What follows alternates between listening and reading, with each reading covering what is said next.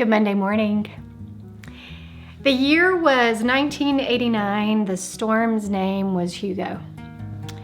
And we should have known by the name alone.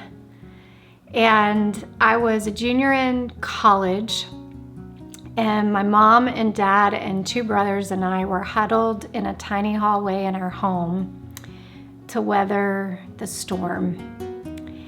I remember the electricity went out about midnight, and it was probably the longest, it felt like it was almost 8 hours of nonstop, brutal winds. You felt like you could hear trees falling. They fell all around our house, and it was an exhausting night. I remember we found this little radio station out like Bamberg, South Carolina, and people were calling in and talking about all the destruction that was around them, and it felt like a night that would never end.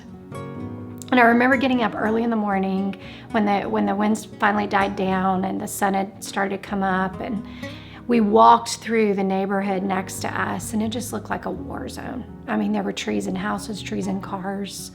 We had no power for over a week. And so we did not know until we finally got our TV back on the extent of the damage. And I remember the Isle of Palm looked like matchsticks. It was just gone. And then in 1992, Andrew came and did the same thing to Miami. And it was after that the building codes changed, and they started building in a different way. Well, there is a way in our lives that we can build what I would like to call stormproof.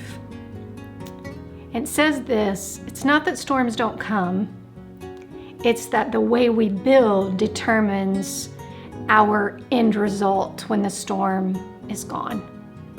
So, as we talked about last week, the Sermon on the Mount starts this way in Matthew chapter 7. At the end, it says, "And so everyone who hears these words of mine and does them, I will liken him to a wise man who built his house on the rock." You know this little song from VBS in Sunday school?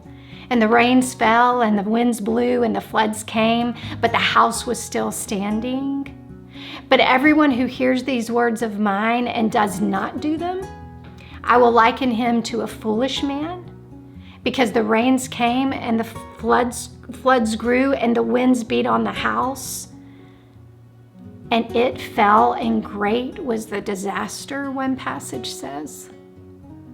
So you have this comparison of how we build, of the choices that we make. Are we going to build like the wise man who builds his house on the rock that is Jesus Christ, and the house is still standing? Or are we going to build like the man who built on the sand, and great is the disaster? Because remember, it's the same rains, the same floods, and the same winds. They're all coming to each house. No matter how you build, they're coming. The question is, what's going to be left of us when they're gone? And how we build determines that decision. Friends, it's important to remember that God's ways are never punishment. They are always for our protection.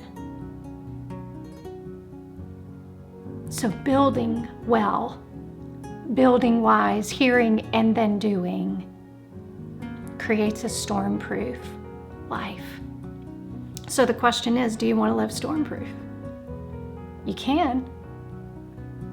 You can go through the hurricanes of this life and still be standing. We do not have to crumble beneath them.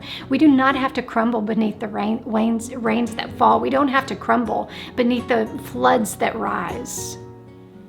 He said, you can pass through them and they will not harm you.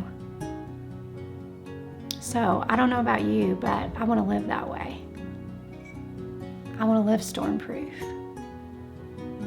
so that when the next hurricane of this life comes by, and it will, that this house will still be standing. If your heart was encouraged today, please know that we have many other resources available for you. You can discover all of those at reclaiminghearts.org.